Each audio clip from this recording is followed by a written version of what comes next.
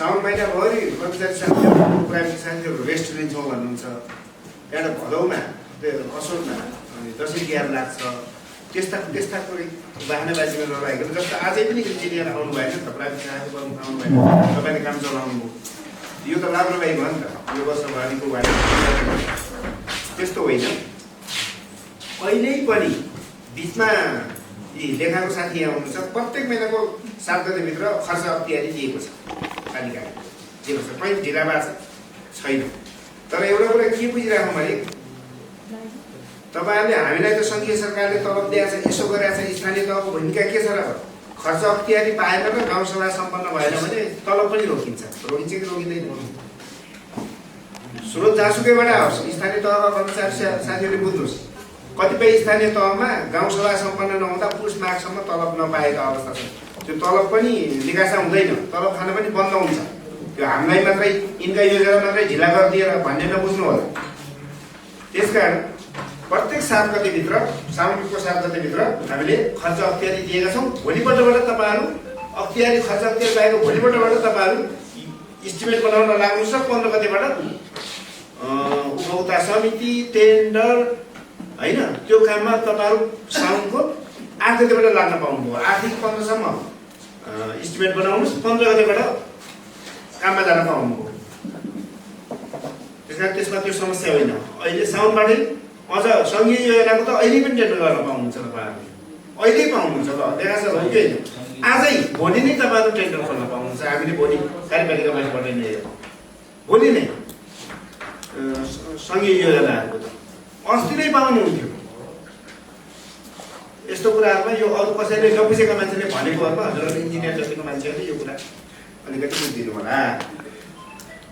बरु हामीलाई जानकारी नहुन सक्छ, त्यो तपाईँहरूलाई जानकारी हुनुपर्छ। अब यी हाजिरको सम्बन्धमा लेखा सरले अब त्यहाँ यी हाजिरको सम्बन्धमा हामीले एकदमै लाइभ गर्न भनेकै छौँ। अब उहाँले हाजिरको सम्बन्धमा रेकर्ड राखेर कम बेसी भएको तलब कट्टी गरेर यताउति गरेर गर्दै गर्नुभएको छ।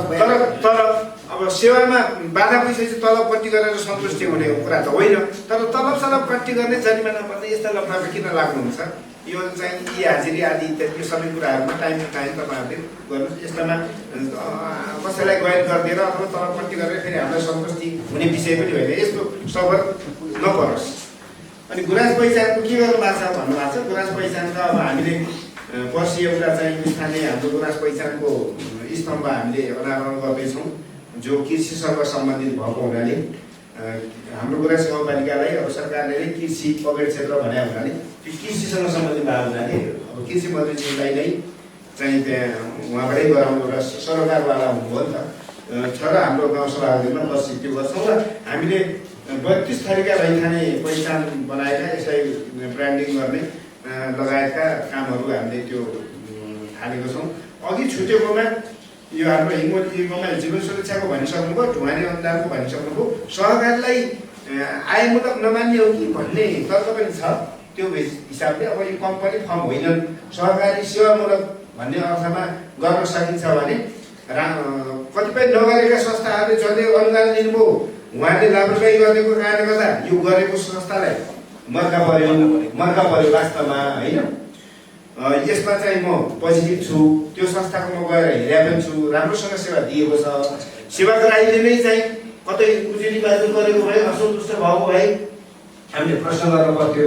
सहकारी संस्थालाई सामान्यतया सेवामुखी के अरे नामामुखी नभइकन सेवामुखी भन्ने भावनाले हाम्रो उसमा चाहिँ कार्यविधि यताउतिमा कतै केही गरेर उहाँको साँच्चै नै सन्तुष्टि छ, राम्रो छ भने त्यति दिने ठुलो कुरा होइन। त्यो गर्न सकिन्छ भने यसलाई प्रयास गरौँ। सडक निरन्तरता त अघि भनिसक्नुभयो त, सडक निरन्तरता छन्, कुनै सडक बन्द भएको छैन। अब गौरव मार्ग लगाउने सिचो दिएको छ, अरू सडकहरू 12 महिना चलेका छन्। हामीले सडक कार्यदलका साथीहरूलाई हामीले निरन्तरता 3 महिना गरेकै छौँ। 2-2टा मेसिनले बनाएकै छन्। जथाभावी धेरै एकैछिनमा अध्यक्षलाई यो गौरव मार्गसँग जोड्यौँ। अघि पनि यहाँ अलिकति अब यो गौरव मार्गलाई हामीले कसरी लैजाने योजना बनाएका छौँ। गौरव मार्गलाई अहिले यसबाट हाम्रो त्यो खन्नेको पुरा गर्ने त्यसको जति चाहिँ दूरी थियो त्यसलाई पुरा गर्ने सिस्टमले काम चाहिँ सम्पन्न भएको छ। अब प्रत्येक वर्ष यसको स्तर उन्नति गर्दै पछि त अब कालोपत्रेसम्म जाने कुरा नै भइहाल्यो। तर हाम्रो क्षमताले कालोपत्रे नसक्ने भावनाले हामीले माथिको सरकार चलिरहन्छ सडक हजुर त्यो चलिरहन्छ अहिले कर्म कति भयो अहिले पनि अब कोसा कर्म कति निर्माण कार्य निरन्तर चलिरहन्छ निर्माण भन्ने कार्य निरन्तर चलिरहन्छ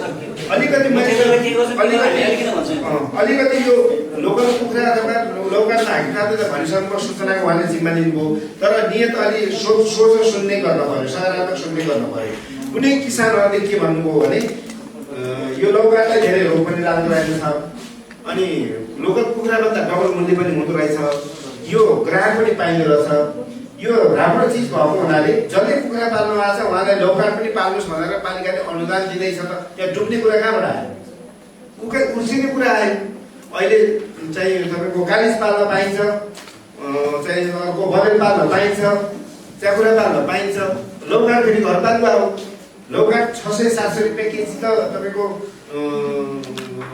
के अरे लोकल छ भने यो 1000-1200 रुपियाँ केजी खसीको मूल्य जस्तो हुँदो रहेछ कसैले बाहिरको उसले हामीले त यसबाट गरेका छौँ भनेपछि लोकल भन्ने चिज के रहेछ त भनेर 1 लाख रुपियाँ कोही किसान पाल्ने भए अनुदान ल्याउनुहोस् है भनेर गरेको सूचनालाई डुबाउने कुरा कहाँबाट आयो त्यो दिमाग डुबेको हो त्यो अब यसमा चाहिँ मलाई पनि त्यति जानकारी छैन तर मैले यसलाई राम्रै मानेको थिएँ अब अर्को चाहिँ श्रमदान हटाउनुपर्छ भन्ने कुरा मात्रै भन्नुभयो अब एउटा किनभने बजेट मागिसकेपछि अलिकति थोरै हामी पनि गर्छौँ यसो खोज्दैछौँ सरकारले उहाँबाट घरसम्म पानी ल्याइदियो अनि मूल लाइनसम्म पानी ल्याइदियो बिजुली ल्याइदियो बिजुली त्यहाँसम्म ल्याइदिएपछि त्यो बिजुलीको पोलबाट घरसम्म त आफै ल्याउनु पर्यो त्यो 10% भ्याउँछ कि अनि पानीको लाइन मूल लाइनमा ल्याइदियो त्यहाँबाट जोडेर आफ्नो घरसम्म त जनताले ल्याउनु पर्यो त्यो उहाँको भाग मात्रै भन्न खोजे हो तै पनि गर्नुहुन्न भने पनि त्यहाँ मिलाएर गर्ने गर्नुभएको छ हामीलाई अलि थाहा छ अब जनतासँग किन धेरै यस्ता कुराहरूमा अप्ठ्यारो पार्नु